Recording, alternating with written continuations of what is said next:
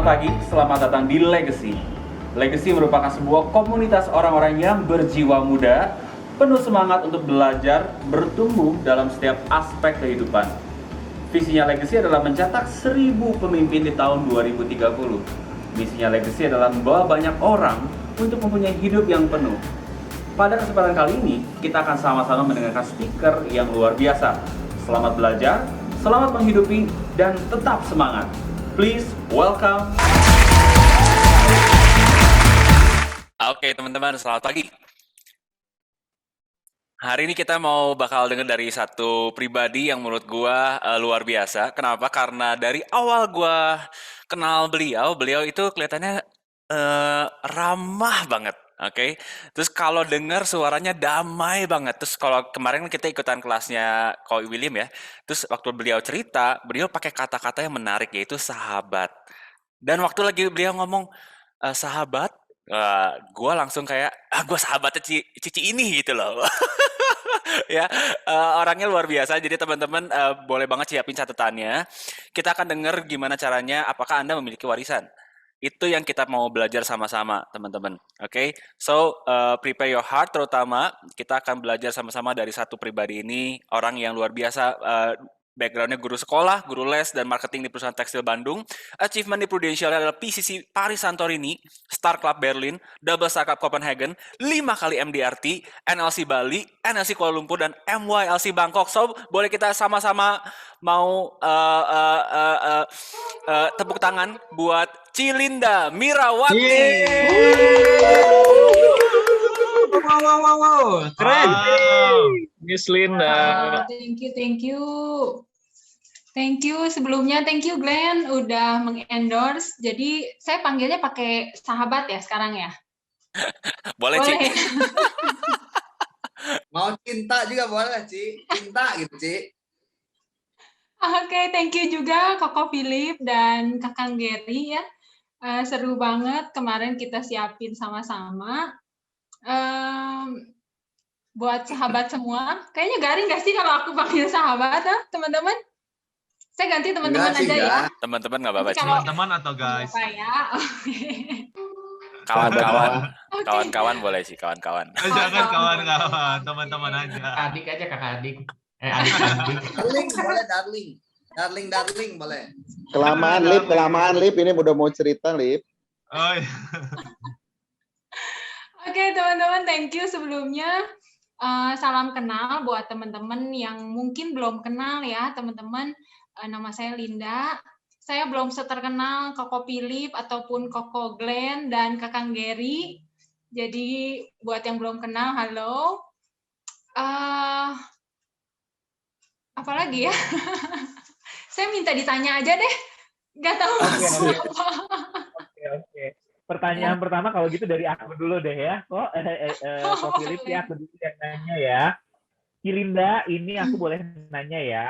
Boleh ceritain deh yang untuk pertama ini ceritain background dari Cilinda secara singkat aja sebelum bergabung di bisnis ini. Terus kenapa Cilinda bisa mau gabung di bisnis ini? Boleh Cilinda ceritain. Terima kasih. Thank you Kakang Gary. Oke, jadi kalau cerita background, tadi waktu awal Ko Philip bilang saya tuh pendiam ya.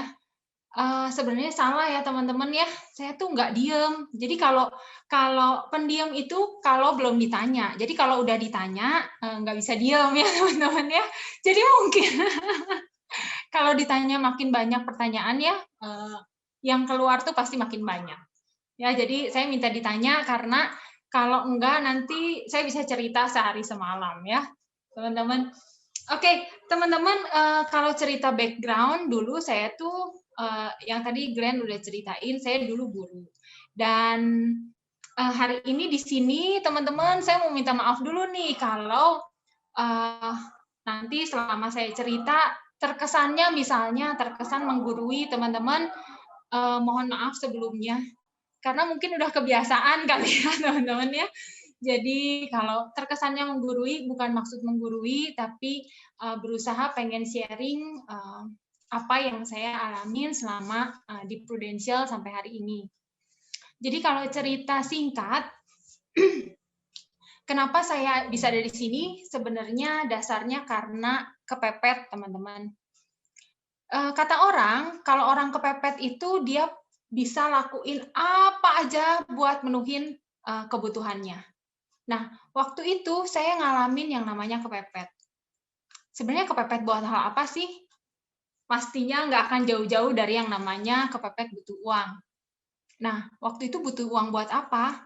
Jadi, tepatnya 10 tahun lalu, itu saya kepepet banget butuh duit buat pengobatan mama saya. Mama saya yang kedeteksi cancer buat yang kedua kalinya di tahun itu. Dan waktu itu kondisi fisik sama mental mama itu udah nggak sekuat waktu pertama kali mama kena cancer. Jadi karena mama sempat ngalamin yang namanya depresi, dia nggak bisa konsumsi obat, lambungnya bermasalah, dan banyak hal, sampai akhirnya dokter nyaranin kemoterapi yang paling memungkinkan buat mama cuma kemoterapi lewat mulut, lewat oral ya, jadi minum tablet. Dan karena mama udah ngalamin kemoterapi, radioterapi, udah banyak banget minum obat segala macam ya bertahun-tahun, sampai akhirnya sembuh, bebas cancer, dan ternyata kena lagi gitu yang kedua kali. Dan itu nggak gampang buat mama. Akhirnya kita semua keluarga memutuskan gimana caranya biar mama kali ini bisa lebih kuat untuk ngadapin sakitnya. Nah, kali kedua itu mama harus kemoterapi dengan cara minum obat, karena operasi juga udah nggak memungkinkan. Jadi sedikit cerita, kansernya mama itu dekat paru-paru. Ada yang bilang itu penyebaran dari kanker yang sebelumnya. Tapi itu terjadi setelah 10 tahun kemudian. Jadi entahlah berbagai pendapat ya, cuma akhirnya harus pakai kemoterapi oral. Nah, serunya kemoterapi oral itu ternyata lumayan banget ya. Kalau sekarang orang bilang obat COVID mahal banget. Aduh, obat kanker itu mahal banget ya teman-teman ya. Harganya itu bisa 1 juta buat 1 tablet doang yang harus mama minum setiap hari. Dan itu nggak cuma 1-2 hari atau nggak cuma seminggu, itu harus berbulan-bulan sampai kansernya itu bisa mengecil. Jadi saya mikir waktu itu, ya ampun 1 juta, sedangkan penghasilan papa saya, jadi papa saya tuh punya 2 anak, saya anak paling besar. Papa saya punya 1 toko kecil di Cianjur ya, di kota kecil kita. Itu penghasilan tuh nggak akan cukup untuk biayain biaya sebesar itu. 1 juta sehari 10 tahun lalu. Ya belum pengobatan lain-lainnya. Dan saya mikir, aduh gimana caranya ya? Papa waktu itu udah umur 70 tahun. Jadi kalaupun papa kerja banting tulang nggak akan mungkin ngasilin sebanyak itu. Terus saya mikir, saya pernah dengar-dengar juga, waktu itu saya masih awam sama asuransi ya, saya mikir-mikir, kayaknya nih yang bisa biayain mama, kayaknya cuma asuransi deh. Kata orang ya, kalau kita punya asuransi, kalau sakit nggak usah pusing, nanti dibiayain sama asuransi. Jadi saya mikir, gimana ya caranya biar si mama tuh bisa punya asuransi. Saya sendiri waktu itu belum punya asuransi, ya. Tapi anak saya punya, ya waktu itu memang ditawarin sama temennya si Koko ya, temennya suami. Jadi ikut. Tapi saya sendiri belum punya dan kita semua keluarga nggak ada yang ngerti asuransi ya. Nah waktu itu ada salah seorang sahabat nih, beneran sahabat karena temen main dari kecil. Namanya Ko Willy Irwanto ya. Jadi sebenarnya banyak nama Willy dalam hidup saya ya. Salah satunya ada Ko Willy Irwanto yang juga leader langsung saya. Terus ada Ko Willy Leonardo ya, itu sebenarnya kakek buyut saya ya kalau Ko Willy Leo ya. Dewa di Cianjur itu kakek buyut saya. Jadi saya masih keturunannya nih. Keturunan dewa ya. Bersyukurnya saya ada di tim Ko Willy ya. Jadi Tadi sampai mana ceritanya ya? Tiba-tiba saya jadi lupa. Teman-teman sampai mana ya? Temennya Ko Willy, Ci. Oh, Willy Dewa. Willy. Willy Dewa, Ci. Oke. Itu sebenarnya ngetes ya teman-teman ya. Kalau guru itu katanya suka ngetes ya, disimak nggak gitu ya. Oke teman-teman, tuh kan beneran lupa sampai tadi temennya Kak Willy ya. Jadi ya, nah Willy Irwanto ini dulu karena dia teman-teman dekat, teman main juga ya. Tiba-tiba saya nggak ngerti dia pulang dari luar negeri, pernah sekolah di luar negeri, pulang ke Cianjur, terus dia bilang katanya bisnis. Nah, dia bisnis, dia terus ceritain tentang asuransi. Nah, saya pikir waktu itu pas banget, saya memang lagi butuh asuransi. Nah, waktu itu sebenarnya saya punya pikiran yang nggak bagus ya. Saya punya pikiran licik, gimana ya, mumpung ada Willy nih, mumpung ada teman sendiri, gimana caranya biar masukin si mama, biar punya asuransi. Walaupun waktu itu si Ko Willy bilang, memang kalau udah sakit sih rada repot ya, kalau mau masuk asuransi belum tentu bisa. Terus saya mikir, wah jangan-jangan kalau saya jadi orang dalam nih, jadi agent kayak si Willy ini, ya mungkin saya bisa cari tahu celahnya di mana saya bisa masukin si mama biar punya asuransi. Nah, jadi saya coba bilang sama Willy ya. Jadi waktu itu Willy sebenarnya ya ngajak-ngajakin, tapi juga sebenarnya yang mencemplungkan diri ya saya sendiri ya. Jadi saya bilang, Will, emang kalau jadi agen gimana? Wah, kayaknya dia happy banget waktu itu ya. Asik dapat rekrutan baru ya. Terus ya udah, akhirnya saya gabung. Saya pengen tahu nih, sebenarnya asuransi itu kayak gimana sih? Kok bisa sampai bayarin orang, bisa full gitu ya, orang sakit nggak usah pusing, dan lain-lain. Nah, akhirnya saya masuk, saya belajar, saya kepoin segala macam ya teman-teman ya. Tapi sebenarnya waktu itu, poin saya hanyalah saya pengen tahu asuransi itu seperti apa. Saya belum lihat bisnisnya seperti apa, saya cuma pengen tahu gimana caranya orang yang udah sakit bisa masuk asuransi. Jadi sebenarnya background saya masuk ke Pru ini sebenarnya dari sana teman-teman. Tapi sayangnya memang ya sampai terakhir kali pun bahkan sampai hari ini ya teman-teman, kita semua tahu bahwa satu-satunya syarat untuk punya asuransi adalah 2. Yaitu dia punya kesehatan dan dia punya duitnya. Waktu itu mungkin kalau dibilang, mama saya yang masih cukup lah untuk bayar asuransi, tapi dia nggak punya kesehatannya. Jadi itu juga yang saya sering ceritain sama teman-teman, sama orang-orang di luar sana, gimana beruntungnya mereka yang punya 2 itu. Aduh, pokoknya kalau udah punya 2 itu, punya sehat, punya duit, aduh untung banget lah. Jadi kira-kira itu teman-teman. Background saya sebelum ke sini. Oke, thank you Cilinda. Wow. Ngomong-ngomong, So, warna teman-teman baju kita bisa, sama ya? Iya Ci nih. Jadi nggak janjian kita ya. Maaf, Kak Philip dipotong. Nggak apa-apa banget sih, nggak apa-apa banget. Saya malah jadi nggak enak nih ganggu nih, Ci. Oh, gitu ya. Wow.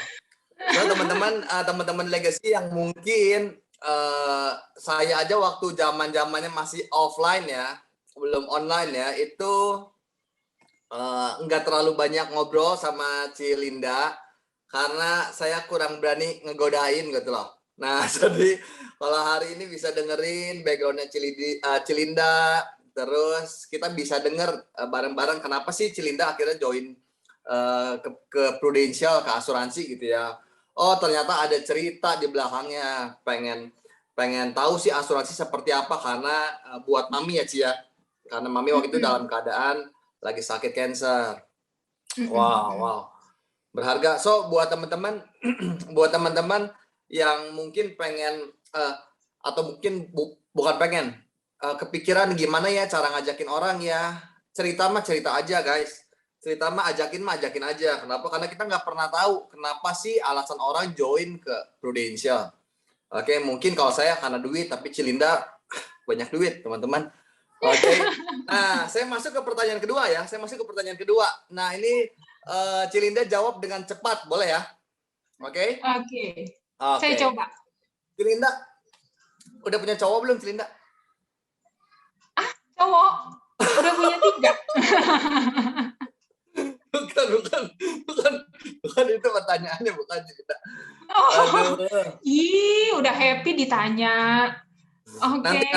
Nanti kita japri ya. Cilinda, kita masuk ke pertanyaan yang kedua aja ya. Cilinda, pertanyaannya kan kalau tadi kita dengar alasan Cilinda akhirnya join ke Prudential nih. Nah, pertanyaannya lebih dalam nih, Ci. Kenapa joinnya di Prudential, Ci? Kenapa nggak ke asuransi lain sih, Ci? Gitu loh, Ci. Terus kenapa joinnya ke Legacy gitu loh, Ci? Oke, jadi kalau dibilang kenapa ya, saya sebenarnya nggak tahu jawabannya ya. Menurut saya itu semua hal yang kebetulan. Tapi ada juga yang bilang ya, katanya tidak ada yang kebetulan di dunia ini ya. Jadi kalau ditanya kenapa di Prudential, ya karena waktu itu saya cuma tahunya asuransi itu Prudential ya, saya nggak tahu asuransi lain. Walaupun waktu itu, di tahun itu ya, tahun itu kesannya itu udah lama banget ya. Jadi di tahun 2000, saya join 2011 ya teman-teman. Di tahun 2011 saya rasa waktu itu nggak banyak perusahaan asuransi yang kedengeran gitu di kuping saya ya. Jadi waktu itu karena mungkin juga yang ngajakin saya adalah agen Prudential, jadi ya makanya masuknya ke Prudential. Walaupun saya memang nyari-nyari juga di asuransi lain, gimana caranya biar bisa punya asuransi. Nah, kenapa di Legacy? Menurut saya juga bukan, saya juga nggak ada kepikiran tuh untuk milih-milih kantor mana ya. Dulu saya juga nggak tahu ada agensi apa gitu ya. Cuma menurut saya kebetulannya saya itu kan ngajar les. Ngajar les itu di Pascal Study Square. Pascal Study Square itu letaknya tepat berseberangan dengan kantor kita di BD 8 ya, kalau nggak salah ya, dulu ya. BD 8 waktu di Hyper Square. Jadi dulu kan sebelum kita pindah ke Pasir Kaliki, itu kan kita kantornya di Hyper Square. Nah, itu tuh kantornya seberangan sama tempat saya ngajar jadi guru les di sana. Jadi waktu itu saya pikir, lumayan juga nih, setiap Sabtu saya bisa ikut training. Ya, Sabtu sebenarnya ada jadwal ngajar, tapi saya atur, jadi jadwal ngajar saya tuh bisa keselang 2 jam untuk sekitar 2 jam lah untuk saya bisa ke kantor seberang dulu gitu. Nah, udah gitu balik lagi. Jadi saya ngerasa waktu itu seneng aja ya, ikutan training, terus punya teman baru, dan kebetulan ada Koko Andre di sana ya. Kebetulan Koko Andre ini, saya juga waktu itu nggak ngeh ya kalau Koko Andre ini ternyata di Prudential. Waktu itu ketemu Ko Andre itu waktu Ko Andre suka makan di si tante ya, Ko Andre ya. Tante itu yang punya bimbelnya gitu. Nah, Ko Andre sering ke situ, tapi saya juga heran ya. Waktu itu sempat bertanya-tanya juga, kenapa saya nggak direkrut ya sama Andre ya? Nggak ada yang rekrut saya loh. Bahkan Ko Willy juga nggak rekrut saya. Aduh. Sebenarnya saya masih bertanya-tanya. Nanti saya minta jawabannya ya ke Ko Andre ya. Gitu loh. Oke. Ngejawab nggak, Ko Willy?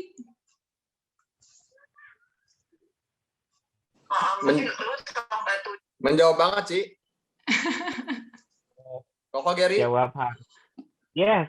Oke nih, Ci. Kan tadi aku udah dengar tuh kenapa pilih Legacy, kenapa pilihnya Prudential gitu. Nah, sekarang setelah Cici join di Legacy, join sebagai agen asuransi di Prudential, nah pasti ada suka dan dukanya kan, Ci ya.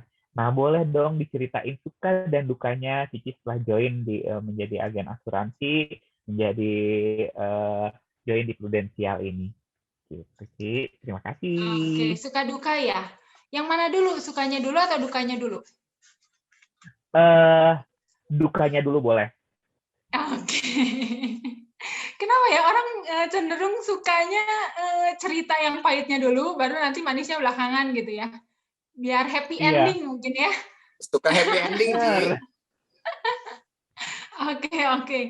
Oke, jadi kalau ngomongin suka duka ya, teman-teman, kalau dibilang dukanya ya 10 tahun ini banyak ya teman-teman ya. Tapi saya ngerasain sukanya jauh lebih banyak sih teman-teman. Bersyukurnya saya tuh waktu awal join ya, teman saya, leader saya juga bilang ya, dia nggak mengiming-imingi satu hal yang terlalu wah gitu ya. Jadi dia nggak bilang, oh di sini gampang, oh di sini apa ya, pokoknya lancar gitu ya, enggak. Jadi Willy itu ya, leader saya itu nyeritain apa adanya, benar-benar apa adanya. Dia bilang, memang di sini nggak gampang loh. Waktu saya udah mulai masuk ke bisnisnya ya, di sini nggak gampang, kamu harus ini. Tapi waktu itu saya merasa lebih tertantang gitu ya. Jadi kalau nggak gampang, tapi kenapa bisa ada orang-orang yang berhasil? Kalau memang nggak gampang, kenapa bisa ada yang dapat gitu ya? Berarti kan walaupun nggak gampang, ada hasil gitu. Itu yang saya pikir waktu itu. Jadi beruntungnya ya seperti itu. Terus kalau dibilangin dukanya, sebenarnya duka saya paling kerasa ya waktu saya ditinggalin sama leader saya sih teman-teman. Buat saya leader saya itu namanya Ko Willy. Nah, Ko Willy itu sebenarnya sampai hari ini ya masih jadi AM. Masih jadi AM, masih jadi oh bukan juga ya, agent abadi. Jadi jadi dia namanya masih ada di Prudential ya teman-teman, tapi bukan lagi di tim saya. Menurut saya perasaan rasa happy waktu kita punya orang tua ya, seperti yang waktu itu juga Teh Rati pernah ceritain ya, momen-momen punya leader itu momen yang paling berharga buat kita. Seperti kayak kita tuh seperti masih anak-anak yang masih ditemenin orang tua, itu tuh aduh menyenangkan banget gitu. Dan waktu akhirnya leader saya ambil keputusan lain, dan akhirnya seperti ini ya, leader saya masih tetap tapi jadi agent. Walaupun sampai hari ini komunikasi kita sangat baik, dia juga tiap tahun ya pasti nanyain, lu MDRT nggak? Kenapa? Karena dulu Willy Irwanto itu salah satu MDRT achiever dari Cianjur. Salah satunya dulu gelar MDRT itu belum banyak ya, teman-teman. Jadi saya bangga banget loh sama leader saya itu. Wow, gile keren banget. Dia selalu bilang pemuda kampung katanya ya, pemuda kampung yang achieve MDRT.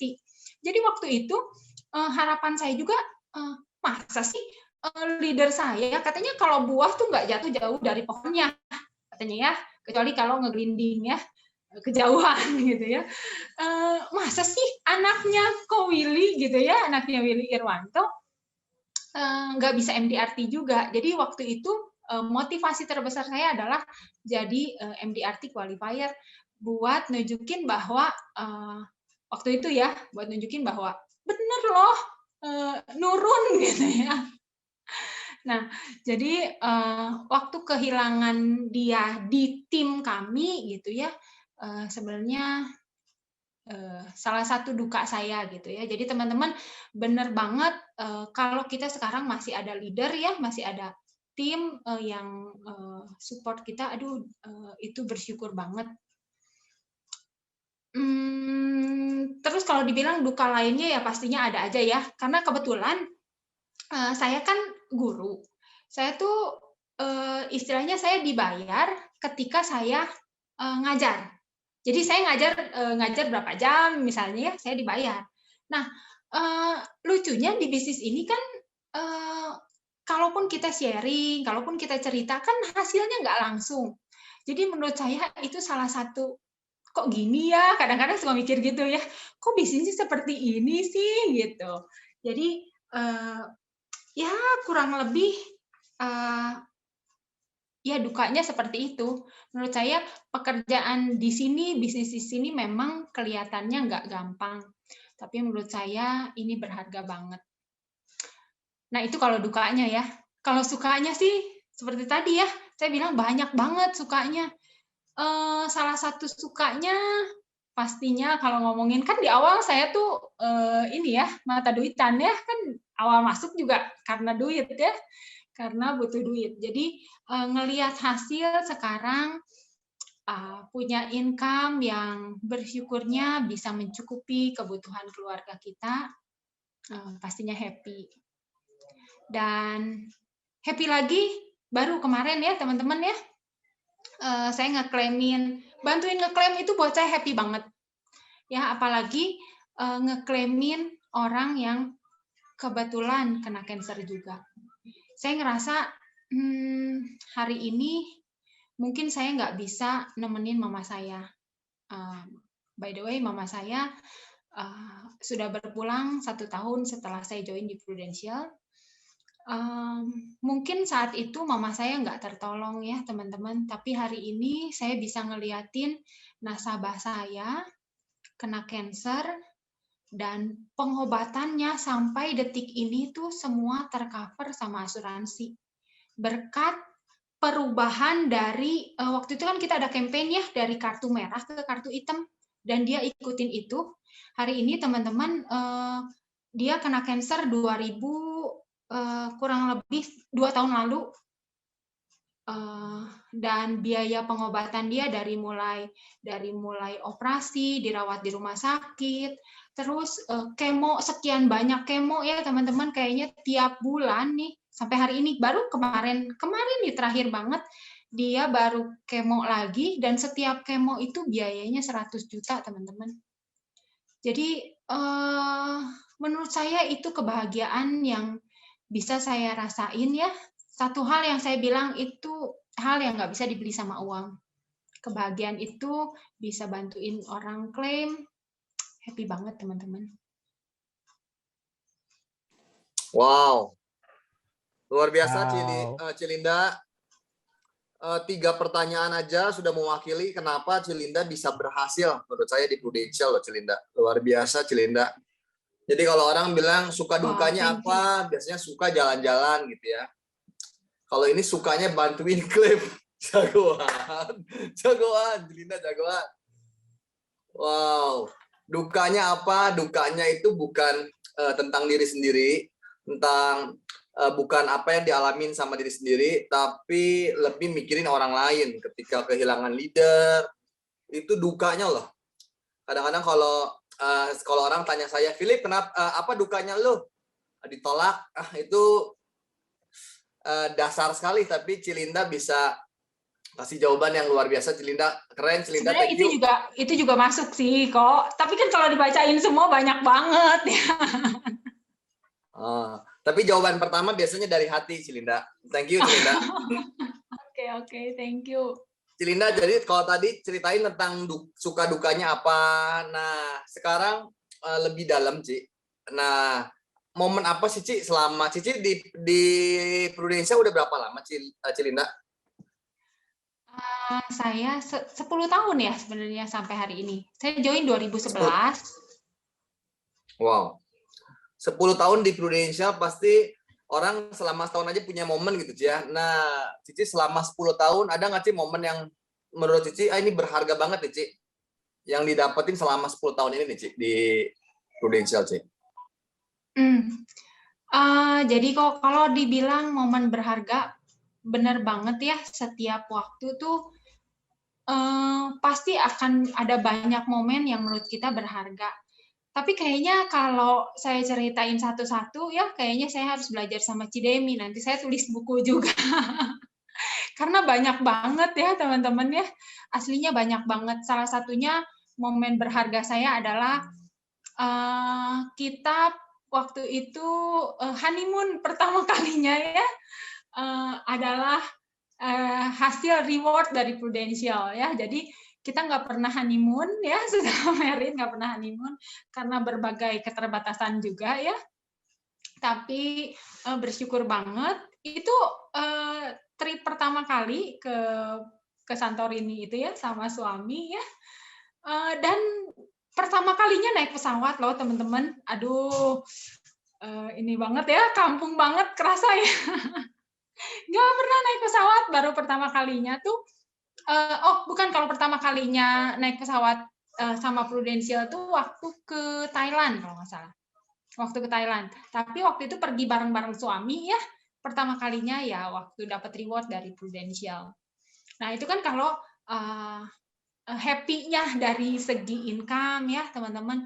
Tapi menurut saya momen paling berharga saya rasain baru aja. Jadi saya rasa ini momen yang masih hot banget ya. Jadi saya pengen ceritain sama teman-teman. Kalau beberapa waktu ini papa saya hari ini umur 82 tahun teman-teman. Papa saya beberapa waktu kemarin terkena COVID, teman-teman. Dan mungkin nggak banyak juga teman-teman yang tahu, karena awalnya kami juga nggak cerita banyak ya teman-teman, karena mohon dimaklum kita di kota kecil ya, bisa jadi heboh semua ya. Jadi kita nggak banyak, ini kita cuma cerita sama beberapa orang. Dan di sana tuh kita sempat panik. Kenapa? Karena di usia papa yang 82 tahun terkena COVID itu,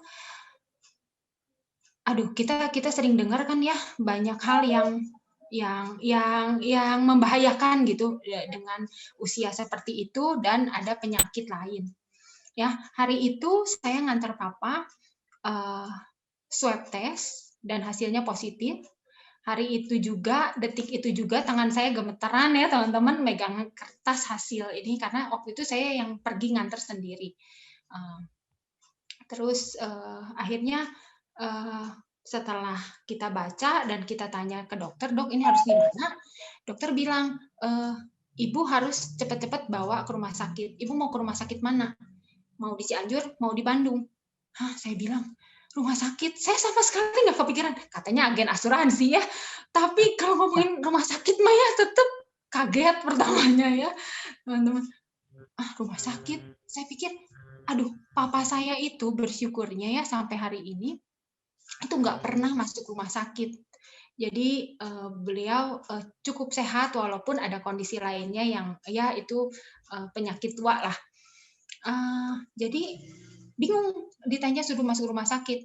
Nah, akhirnya kita pulang dulu ke rumah, langsung semua berprokes ya, pakai masker segala macam, dan kita rundingan, gimana nih, papa harus gimana, kita gimana, sedangkan kondisinya di rumah itu kita banyak kan ya teman-temannya berjamaah, ada ibu mertua saya, mamanya Ko Andri ya, ada anak-anak, ada adiknya papa ya. Kita satu rumah tinggal sama-sama.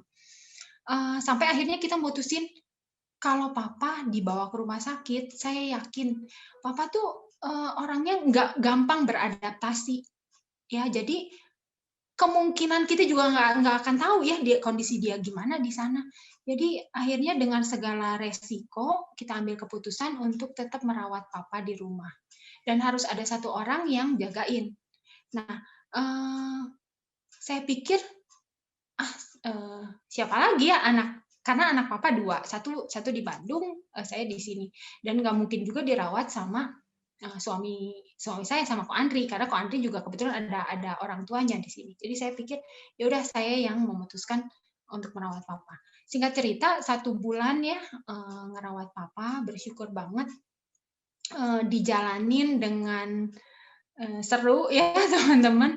Tapi satu hal yang bikin saya bersyukur itu, ya ampun, kalau aja saya masih ngerjain kerjaan saya yang sebelumnya, misalnya nih, saya ngajar, ataupun misalnya saya buka toko nih, kan nggak mungkin saya tinggalin 1 bulan gitu.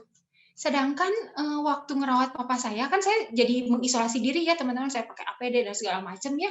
Tapi saya bisa sambil chat, bisa sambil bikin ilustrasi, bahkan sebelum beberapa hari sebelumnya itu mamahnya Koko tuh sempat sakit. Jadi mamahnya Koko waktu berkunjung ke Cianjur, udah cukup lama juga di sini, dan sempat sakit dirawat di rumah sakit juga. Itu tuh saya bisa sambil nemenin, sambil ngontekin tim ya, sambil meeting. Pokoknya happy banget menurut saya. Kok bisa ya ngerjain hal ini semua, yang lain jalan, tapi saya juga tetap bisa fokus untuk nemenin orang tua saya. Jadi buat saya momen hari itu ya, momen 1 bulan itu menurut saya berharga banget. Bahkan apa ya? Ya itulah satu hal yang saya juga nggak bisa ngomong. Menurut saya itu berharga banget karena kesempatan buat saya, kesempatan untuk merawat orang tua saya itu buat saya kesempatan berharga banget gitu teman-teman. Wow. Nggak kebayang Ci ya di rumah sebulan pakai APD. Luar biasa Cici perjuangannya. Seru ternyata. Cici, boleh nanya lagi aku ya, Ci? Boleh, Kakang Gary. Iya, Ci kan berarti Cici itu dari 2011. Sekarang udah berarti hampir 10 tahun ya, Ci ya? 10 tahun. Terus boleh nggak sih, Ci, tahu apa yang membuat Cilinda tuh bisa bertahan di bisnis ini, Ci? Iya. Makasih, Ci. Iya. Sebenarnya ini pertanyaan sulit ya. Kenapa? Karena kalau hari ini nggak ada Ko Willy ya, kakek buyut saya ya. Kebetulan katanya Ko Willy juga lagi nemenin orang tuanya. Kalau ada Ko Willy ya, Ko Willy mungkin yang juga sering dengar, Ko Willy Leo ya, Will Dewa, itu sering dengar gimana curhatan saya. Aduh kok kayaknya saya bilang pengen nyerah tuh udah berkali-kali ya.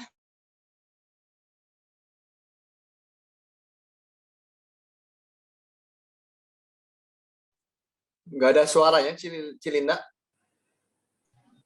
Ke-mute nggak, Ci? Enggak sih, nggak ke-mute. Aduh, kenapa kok pilih? Tadi sempat hilang suaranya Cilinda. Waktu ngomongin Dewa, langsung hilang nih. Langsung dikuasai sama Will Dewa. Harus izin dulu, Ci. Iya ya, saya minta izin dulu sama Dewa ya, nanti takut kena kutukannya. Kutukannya. Ya, benar. Ya, jadi saya sering curhat teman-teman sama Ko Willy ya, Ko Willy Leo. Saya bilang, aduh, kadang-kadang saya ngerasa capek dan saya nggak mau lanjut lah di sini tuh. Memang sih seneng ya, tapi kadang-kadang kalau nemuin dukanya ya teman-teman, salah satu dukanya juga adalah waktu misalnya pas ngurusin klaim, tapi klaimnya tuh lama gitu ya. Saya pernah ngurusin klaim teman-teman, anak teman saya itu masuk ICU 85 hari teman-teman. Bayangin 85 hari, hampir 3 bulan di ICU. Dan biayanya wow banget. Dan di tengah-tengah, klaimnya ditolak dong. Gara-gara dokternya salah nulis bahwa riwayat ini diketemukan di usia 1 tahun. Gara-gara itu doang, teman-teman. Aduh, kepikiran ngeri banget. Ini gimana? Saya sampai, aduh, Ko Willy kayaknya saya nggak kuat deh kalau di sini. Mikirin kayak gini, saya bilang gitu. Cuma serunya ya kalau saya curhat sama Ko Willy, ya Ko Willy juga tipenya yang dia selalu bilang dia balikin lagi ya ke kitanya apa sih yang Linda cari sebenarnya di sini dan lain-lain ya teman-teman. Tapi seudah curhat sama Ko Willy ya, tapi tetap aja di rumah tuh kadang ngerasa, aduh iya ya, kayaknya saya nggak cocok deh di sini, di bisnis ini. Nah, tapi saya bersyukur teman-teman, saya punya suami yang benar-benar, menurut saya dia adalah penasehat saya ya teman-teman ya. Jadi, kok Andri itu cukup bilang gini katanya, dia bilang, "Lin, kamu tuh harus tahu rasa cukup." Nah, saya waktu itu nggak ngerti rasa cukup apa sih. Ya kamu harus tahu rasa cukup. Misalnya, kamu juga nggak bisa nyenengin setiap orang, ke satu. Terus kedua, ya kalau memang kondisinya seperti ini, ya udah cukup. Usahanya udah maksimal, ya udah cukup. Dan kalau kamu kenal rasa cukup, kamu akan tahu gimana caranya bersyukur.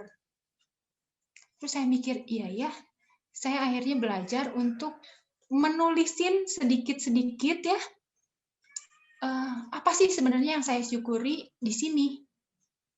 Jadi waktu saya ngerasa saya nggak bisa bertahan lagi di sini, saya sekarang cukup cari catatan saya, tulisan tangan ya, tulisan yang harus saya tulis sendiri dengan tulisan tangan.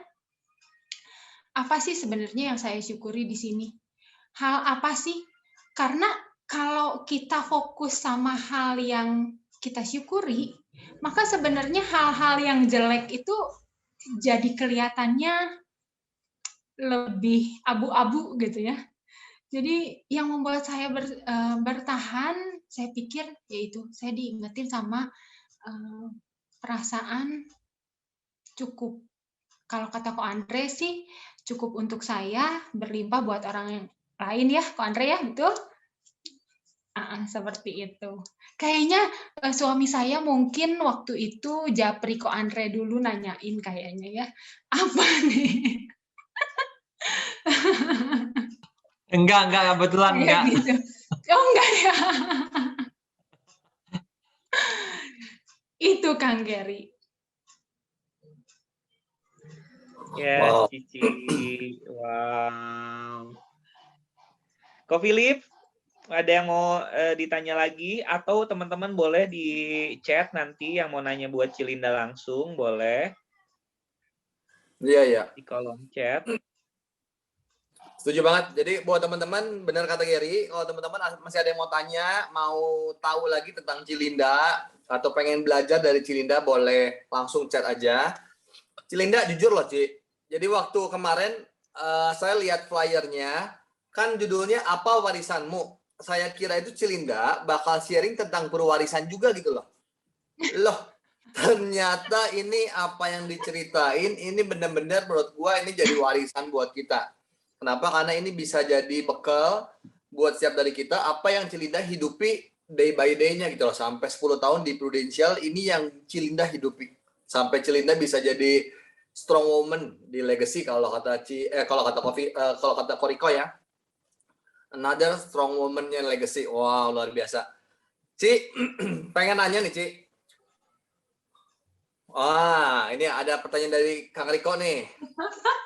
Aduh salah nih, harusnya jangan buka pertanyaan ya.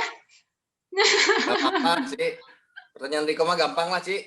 Tuh, pertanyaan cuma mau tahu sudut pandang tuh. Cuma sudut doang, Ci. Dia nggak tahu banyak-banyak, cuma di sudutnya aja, ya, Ci. Sudutnya aja. Sudut pandang Cilinda, apa yang disyukuri dari legacy Cilinda? Iya. Jadi apa yang disyukuri dari legacy? Pastinya yang pertama lingkungannya, teman-temannya, orang-orangnya yang luar biasa ya. Saya tahu setiap orang yang ada di komunitas ini orang-orang hebat yang mungkin hari ini mungkin ada yang belum kelihatan, tapi saya yakin semua orang hebat. Kenapa? Karena waktu awal juga menurut saya legacy ini waktu awal masukin orang juga udah punya saringan. Saringan tuh jadi apa ya? Salah satu contohnya misalnya ya, kita punya pikiran bahwa di legacy ini kita tuh kerja sama-sama. Dulu saya pernah di tekstil nih teman-teman. Dulu saya herannya, saya juga masih heran sampai sekarang ya, kenapa saya bisa bagian marketing ya.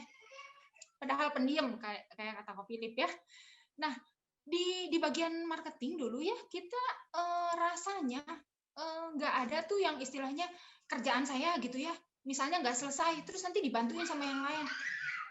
Bukan teman-teman, yang dulu saya rasain ya, gimana caranya kita harus kelihatan wow di depan bos kita. Jadi setiap orang tuh rebutan istilahnya menunjukkan kehebatannya di depan ini. Jadi yang namanya mungkin orang bilang katanya saling sikut lah, ya nggak enak banget lah ya suasana kerjanya. Dan saya nggak temuin itu di Legacy. Nah saya juga sempat heran kok bisa ya, kok bisa kita kan padahal sesama agent. Tandanya sebenarnya kan kita sebenarnya lagi bersaing. Karena kan pasar di luar sana. Ibarat buka toko mah, saya buka toko, kamu buka toko juga. Pasarnya sama kan, orang Indonesia juga gitu loh. Jadi harusnya sih bersaing. Tapi kok kita malah saling ngebantu. Nah, waktu itu saya sempat bingung kok kayak gini ya. Tapi waktu itu saya ingat siapa ya pernah ngomong, katanya kalau kita hidup di tanah yang subur, itu kita bisa tumbuh dengan baik. Nah, tanah yang subur itu apa? Tanah yang subur itu adalah suasana yang saling support, saling mendukung. Karena kalau kita biji, anggaplah kita biji yang bagus, tapi kita tumbuh di tanah yang jelek, itu mau biji sebagus apapun nggak akan jadi gitu. Nah, terus menurut saya itu hal baik sekali. Dan kenapa saya jadi cinta sama Legacy ya? Karena ya itu value-value yang ada di sini tuh benar-benar bikin saya ngerasa banget saya banyak belajar dan bertumbuh di sini gitu. Jadi apa yang saya syukuri ya salah satunya adalah lingkungan ini gitu. Lingkungan value-nya juga teman-temannya yang juga bisa jadi contoh bagus gitu buat kita semua gitu. Wow, Cilinda, ternyata Koriko ada pertanyaannya belum selesai tadi. Jadi kan kalau tadi sudut pandang Cilinda tentang apa yang disyukuri dari Legacy. Nah, contohnya mungkin gimana waktu Cilinda menyikapi kondisi yang nggak ideal waktu jalanin bisnis di asuransi. Contoh waktu klaim ditolak, kan dokter salah nulis. Nah, tapi Cilinda masih bisa menyikapi kondisi itu dengan hal-hal yang baik gitu, Ci. Begitu, Ci. Okay.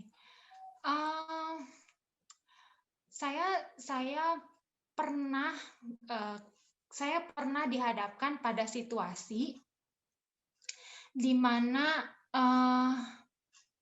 hasil nggak sesuai dengan harapan. Jadi, tapi saya pikir, tapi ada yang ngajarin saya gitu. Guru saya bilang, kalau hasil nggak sesuai harapan, lihat dulu waktu awal, niatnya udah bener, atau memang dari awal niatnya salah.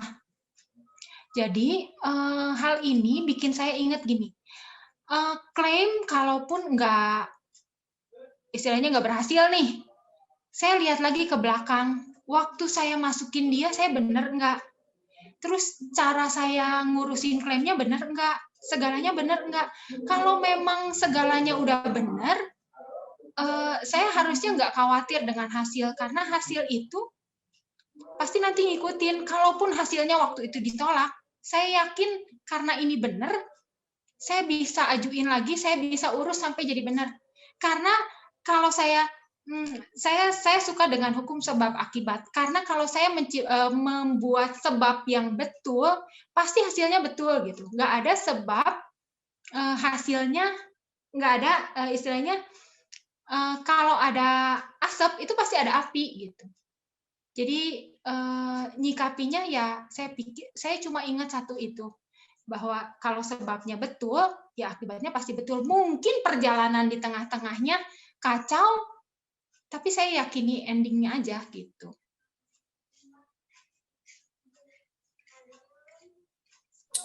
Wow, keren. Keren, Cilinda. Tuh, Koriko udah dijawab tuh, Koriko. Jawabannya, kalau ada gula, pasti ada semut kok. Jawabannya itu. Iya, benar. Kalau ada asap di situ ada Wildewa, benar banget. Ngalepus wae ya. Setuju, betul. Oke. Silakan Kak Oke. Jerry. Kok Philip tadi mau lanjut yang tadi nggak? Yang pertanyaan yang setelah lihat itu, yang setelah lihat flyer, terus warisan apa yang aku aja yang nanya kalau gitu ya? Mau banget dong, mau banget. Udah, nggak usah ditanya, saya aja yang jawab langsung gimana? Oke, boleh. Boleh langsung. Udah tahu arah pertanyaannya kemana kan ya soal itu ya? Iya. Jangan Ger, Boleh tanyain Cici, Ger. Kenapa? Ya. Tanyain. Jerry. Oke, jadi ini Ci kan ngelihat flyer tadi, judulnya, tagline-nya apa warisanmu. Nah ini warisan yang paling berharga apa yang Cici dapat di legasi ini yang dapat dibagikan nanti ke anak-anak cucunya Cilinda. Oke, thank you pertanyaannya. Yes. Jadi sesuai judul ya, harus ada Yes. jawabannya. Oke, kalau ngomongin warisan kan orang katanya identik sama warisan dalam bentuk harta. Jadi saya mau bilang warisan saya buat keluarga saya, buat anak cucu saya adalah harta dan juga cinta. Tepuk tangan dulu dong. Wow. Maaf ya teman-teman ya kalau kadang-kadang memang suka narsis ya teman-teman ya. Oke, bersyukur ya. Kenapa? Itu tadi ada yang mau minta ulang. Nanti direkam ya Civenia, bagus. Nah, tadi warisan yang Cilinda mau kasih apa aja itu. Nah, sebelum Cilinda jelasin, saya mau tanya, kalau Cilinda ngewarisin cinta nih, kan mungkin bisa buat saya juga nih. Kok Andri nggak marah? Oh enggak. Soalnya kalau kata Ko Andri, cinta itu makin dibagi itu makin banyak katanya gitu. Itu alasannya. Jadi boleh diulang. Boleh diulang. Boleh banget. Karena makin banyak dibagi-bagi makin banyak katanya ya. Oke, jadi udah boleh dijawab? Boleh ya? Oke. Ya, jadi saya kasih judul Harta dan Cinta. Kenapa? Karena kalau harta, bersyukurnya hari ini di posisi Ade, kalau udah Ade bisa warisin bisnis ke keluarga ya. Jadi bersyukur banget hari ini bisa di posisi ini, di mana kalau ternyata satu hari saya berpulang, maka keluarga saya bisa lanjutin. Karena menurut saya bisnis ini selain saya punya bisnisnya, saya juga punya, menurut saya punya anak-anak tuh ya itu nasabah-nasabah saya. Buat saya mereka adalah anak-anak saya yang kalau misalnya saya tinggalin, mereka gimana? Kadang-kadang saya temu ya teman nasabah yang bilang, "Lin," katanya, "kamu bakal ngurusin saya nggak seumur hidup?" Dia bilang gitu. Terus saya suka bercandain, ya kalau saya panjang umur, ya saya urusin seumur hidup ya. Kalau usianya lebih tua dari saya gitu ya. Tapi kalau ternyata kondisinya saya yang duluan, nah, saya bilang untungnya kita punya tim, jadi saya juga punya leader, punya manajer keagenan, punya tim yang bakal bisa bantu Bapak Ibu juga gitu. Nah, jadi balik lagi warisan harta itu bersyukurnya saya masih sedang siapin buat anak cucu dan juga saya siapin buat orang tua saya. Teman-teman, hari ini mungkin saya dan suami saya itu tulang punggung keluarga. Karena orang tua saya memang sudah cukup berumur dan ada anak saya. Banyak dari kita mungkin yang berpikir bahwa warisan kita cuma untuk anak-anak cucu kita. Tapi kadang kita lupa bahwa sebenarnya ada orang-orang yang masih jadi tanggungan kita. Salah satu contohnya adalah orang tua. Nah, saya jadi kepikiran ya teman-teman, waktu saya yakin di sini semua kan udah pada bikin polis ya, punya UP ya. Kita bikin nggak sih UP buat penerima manfaatnya orang tua kita? saya melenceng sedikit ya teman-teman ya. Beberapa minggu lalu salah satu tim kami ya kakaknya itu meninggal karena kecelakaan, dan di polis kokonya itu dia cantumin penerima manfaatnya adalah mama papanya. Hari itu saya ketemu mama papanya, dan dia udah berkeluarga, udah punya anak ya, tapi dia waktu itu bikinnya atas nama mama papanya. Nah, waktu saya bantuin klaimnya, saya nanya, ini penerima manfaatnya, saya minta KTP penerima manfaat, saya bilang gitu ya. Waktu itu mamanya di situ, dia bilang, oh, dia mah ngasihnya ke saya, katanya. Saya tahu mamanya hari itu masih dalam kondisi berduka ya teman-teman ya. Nggak gampang kehilangan anak yang udah dia besarkan sekian tahun, tiba-tiba nggak ada karena kecelakaan. Kayak orang bilang kayak disambar petir di siang hari katanya ya, tiba-tiba gitu. Tiba-tiba, tapi waktu itu dia bilang, ya polisnya buat saya katanya. Waktu itu dia bilang, saya mau bikin polis, mau kasih buat mama papa. Dia bilang gitu. Saya tahu ya, mamanya pasti sedih, tapi di balik itu saya ngerasain gimana mamanya terharu bahwa anaknya tuh ingat sama mama papanya, bukan cuma ingat sama anak-anaknya. Teman-teman, saya belajar ya, kalau kita bisa mencintai orang tua kita, itu udah yakin pasti bisa mencintai keluarga kita. Keluarga kita, ya kita bisa dengan mudah suka jatuh cinta sama pasangan kita, sama anak kita, karena dia menarik, karena dia cakep, karena dia cantik, karena anak kita lucu. Tapi beda halnya kita mencintai orang tua kita loh. Di mana orang tua kita makin hari itu makin berumur, kondisinya makin nggak baik, mungkin udah banyak keriput sana-sini, mungkin juga udah lebih nggak terurus. Rasa cinta kita tuh beda gitu.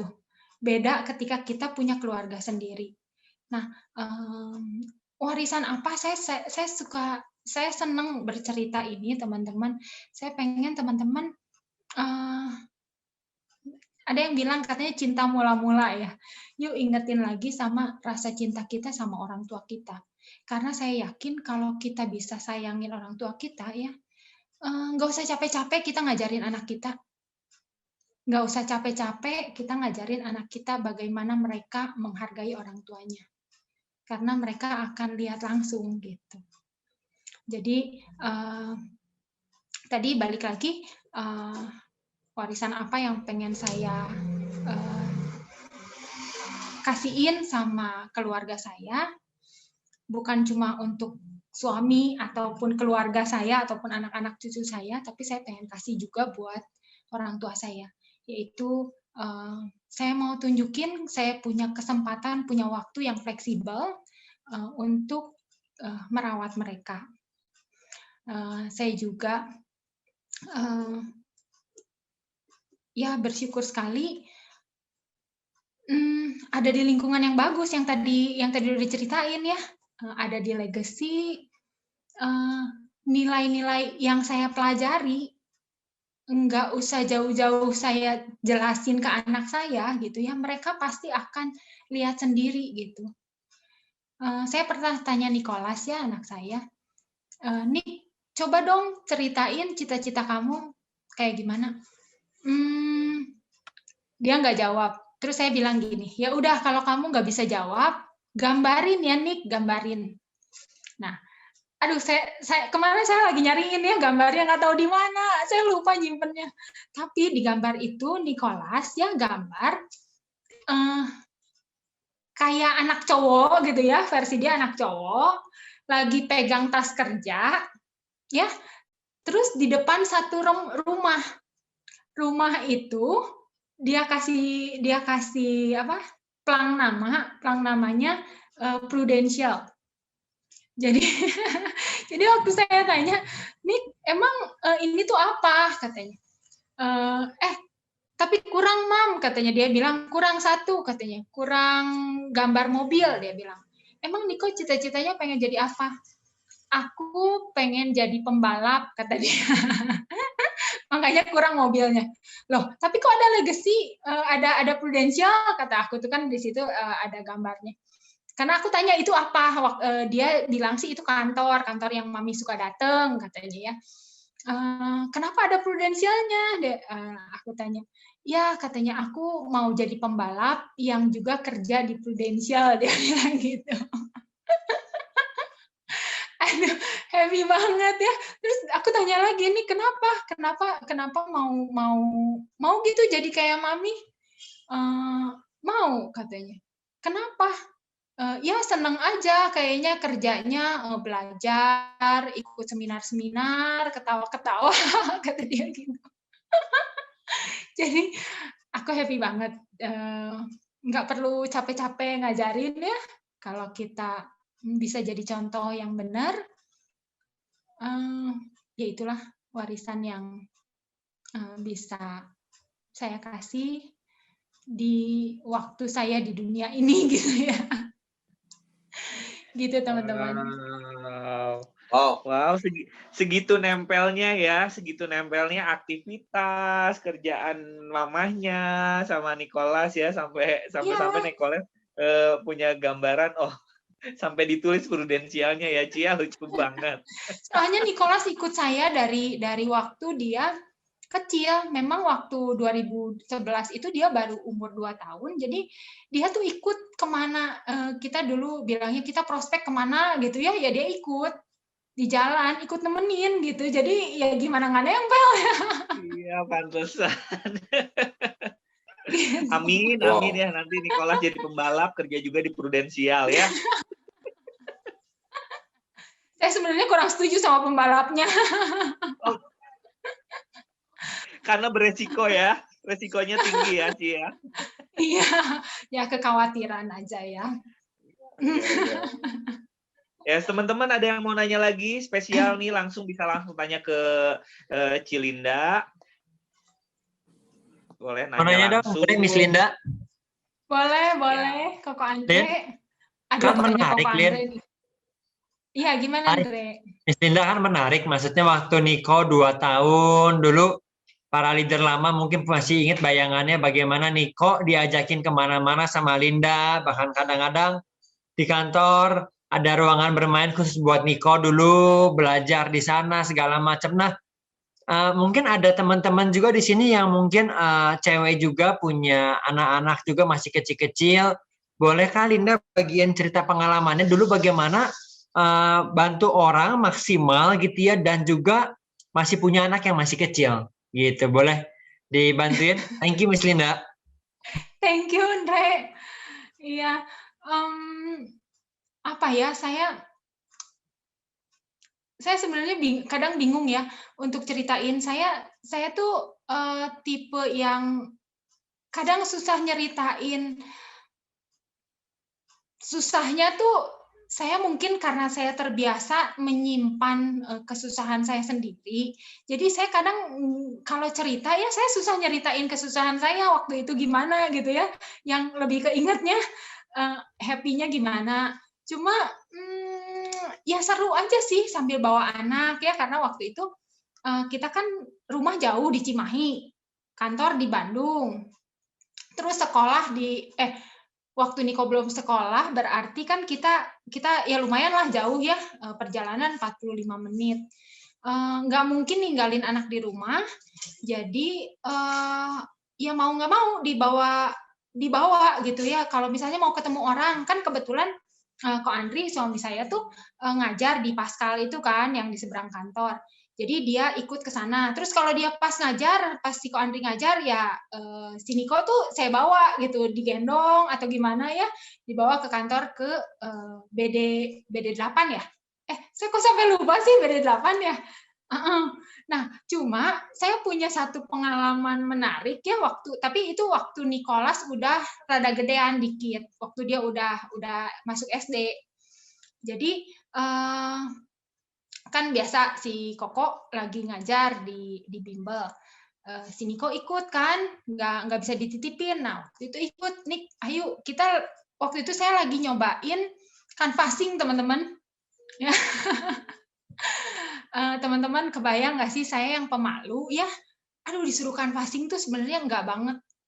Ya teman-teman, tapi kan dulu katanya cobain, harus dicobain. Saya teman-teman orang yang sangat nurut sama leader saya ya. Jadi leader saya bilang A, oke, siap. Leader saya bilang B, baik, laksanakan gitu ya. Jadi Dinda cobain canvassing.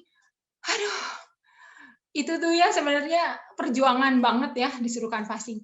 Tapi karena memenuhi memenuhi titah dari leader saya, canvassing, ya udahlah saya nyobain canvassing teman-teman. Canvassingnya kemana? Yang deket aja, ke ruko yang di Pascal. Kan banyak tuh ruko, banyak banget. Nah, saya ingat ya, saya datang masuk. Terus singkat cerita mas sempat ngobrol. Oh ya udah Pak, nanti saya bikinin ilustrasi ya, nanti saya balik lagi. Nah, hari itu saya tugasnya balik lagi nyerahin ilustrasi. Ya, saya datang sama Niko. Terus pas masuk kan itu mah tinggal kita buka doang ya si pintunya. Kita buka, loh kok nggak ada orang. Nah, waktu itu kalau nggak ada orang, yes, happy banget. Berarti saya nggak usah datengin untuk orang dong. Kan saya tinggal bilang, Will, itu tutup atau apalah. Kan punya alasan ya. Saya bilang, aduh nggak ada orang. Pak, Bu, saya udah panggil ya. Nggak ada orang. Pas saya mau, ayo nih kita pulang, nggak jadi, nggak ada orang. Si Niko dong. Mami, kayaknya orangnya ada di dalam deh. Sini aku panggilin. Dia tiba-tiba masuk dong. Pak, Bu, gitu ya. Deg-degan, pasti kebayang. Padahal udah happy, nggak jadi ya. Si Niko dong manggilin, Pak, Bu. Katanya dia masuk dong. Dia kayaknya bener ya, anak-anak tuh nggak punya yang namanya ketakutan. Sedangkan kita terlalu banyak rasa takut gitu. Akhirnya dia masuk, manggil ya. Memang beruntungnya ya teman-teman hari itu memang nggak ada orang. Tapi saya belajar dari anak saya ya. Kenapa kita harus takut sih? Kenapa terlalu banyak ketakutan gitu di kepala saya? Aduh nanti kalau ditolak gimana? Kalau ini gimana? Sedangkan si Niko tuh cuma mikir gimana caranya si Mami tuh menyelesaikan tugasnya. Ketemu orang gitu ya. Jadi dia panggil. Dari situ ya saya pikir saya perlu belajar dari anak saya ya, gimana caranya buang ketakutan-ketakutan yang tidak beralasan gitu ya. Gitu teman-teman.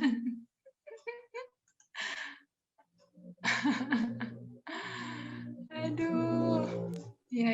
Itu sebenarnya nggak tahu kisah menyedihkan atau kisah menyenangkan. Kisah keren, Ci. Itu legacy loh, Ci. Itu bagus banget. Kisah seru. Yang pernah ngalamin canvassing pasti bisa bilang I feel you gitu ya. Masuk pengennya nggak ada orang loh, boleh nggak ada orang. Padahal pikir-pikir kita lagi membohongi diri sendiri ya nggak sih, Ci? Aduh, iya, saya pernah di situ soalnya. Oh iya, Kak Philip. Coba gimana Kak Philip? Tolong ceritakan gimana. Jangan Ci Linda. Nanti yang udah bagus jadi kurang bagus kan saya. Oke. Teman-teman, jadi kalau tadi kita bisa dengerin Cilinda ceritanya, apa yang Cilinda cerita, apa yang Cilinda itu yang Cilinda hidupi menurut saya loh. Kenapa? Karena setelah 10 tahun saya mengenal Cilinda, saya setuju banget, nggak ada yang menurut saya nggak gitulah, enggak. Kayaknya apa yang Cilinda ceritain itu memang benar-benar apa yang Cilinda lakukan dan apa yang Cilinda hidupi. Wow, keren banget. Apalagi tadi cerita bareng sama anak, sama Niko gitu. Aduh, lucu banget. Saya tahu karena waktu masih di Hyper ya, Niko masih kayaknya waktu itu sih nggak lucu kok, Philip. Oh, bukan. Maksudnya lucunya itu lucu positif gitu. Maksudnya hebat seorang anak yang menurut saya nggak banyak anak kecil bisa lakuin gitu loh. Yes. Saya ngelihat Nicholas saja kadang-kadang suka sirik kenapa Felton aja kayaknya belum pernah ngalamin hal-hal yang sebesar itu, Miss Linda. Begitu loh. Keren. Bisa ada bareng-bareng di season hidupnya orang tua itu berharga Cilinda. Cilinda, satu pertanyaan terakhir, sebenarnya bukan pertanyaan, tapi boleh nggak Cilinda share sedikit aja, kira-kira ada nggak sih pesan-pesan yang Cilinda boleh share buat setiap dari kita nih, buat kita leader, buat kita partner, buat kita bisa maksimal dalam hidup di Prudential, bahkan di keluarga, begitu Cilinda. Apa ya? Aduh, kalau dibilang apa ini? Mungkin buat teman-teman baru ya, teman-teman yang mungkin baru join, buat partner-partner baru, menurut saya kayak iklannya Dufan ya, selamat datang di dunia penuh kegembiraan ya dan keajaiban ya.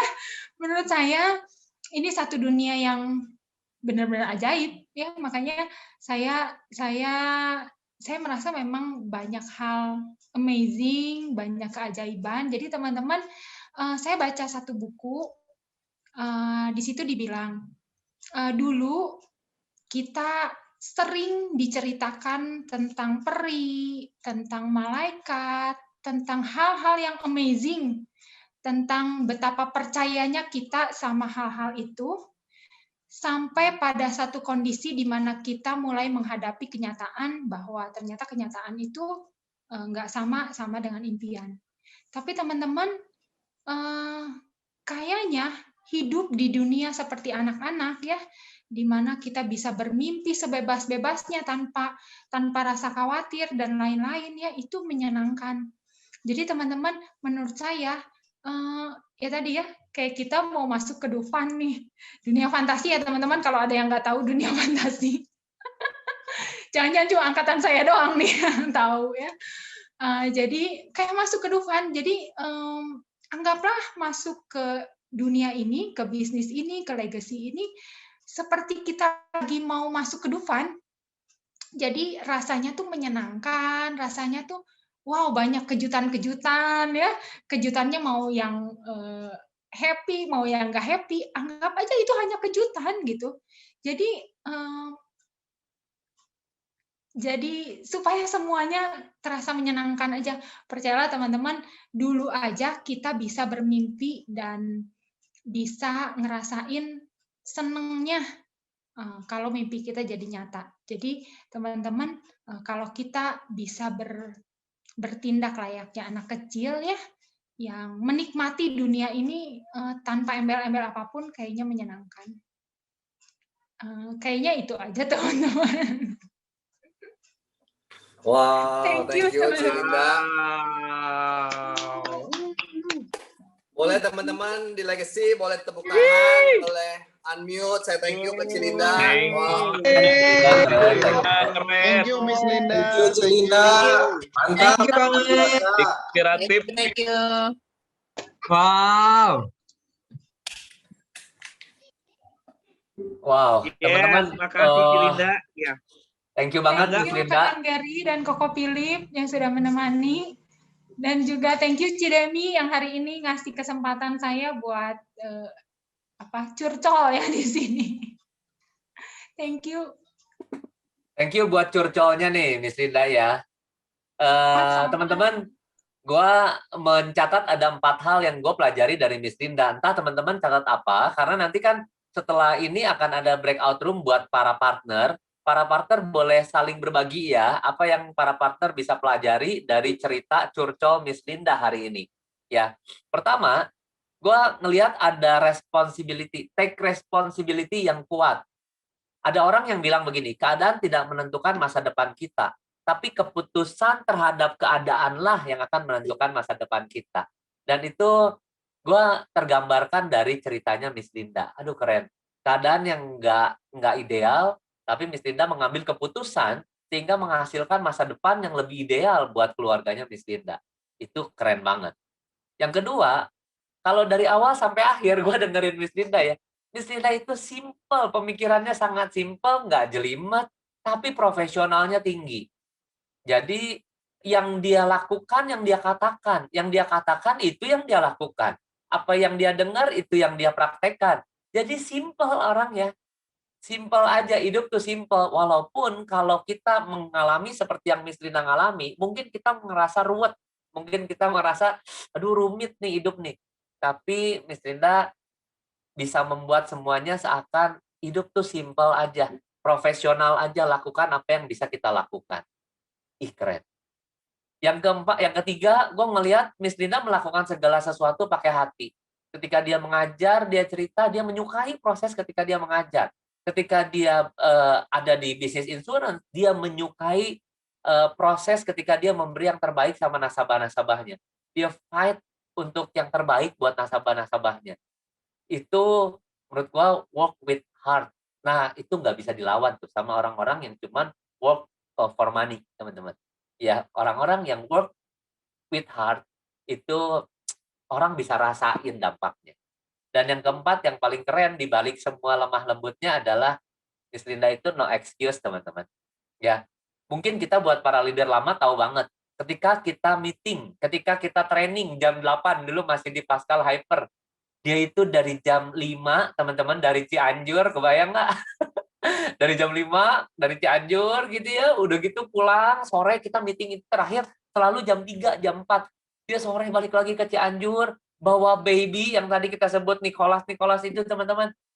Tapi yang mau gue bilang, no excuse. Keren banget. Kenapa bisa no excuse? Karena di pertanyaan terakhir Miss Linda menjawab. Thank you buat Philip dan Gary yang menggali ya. Di pertanyaan terakhir Miss Linda jawab.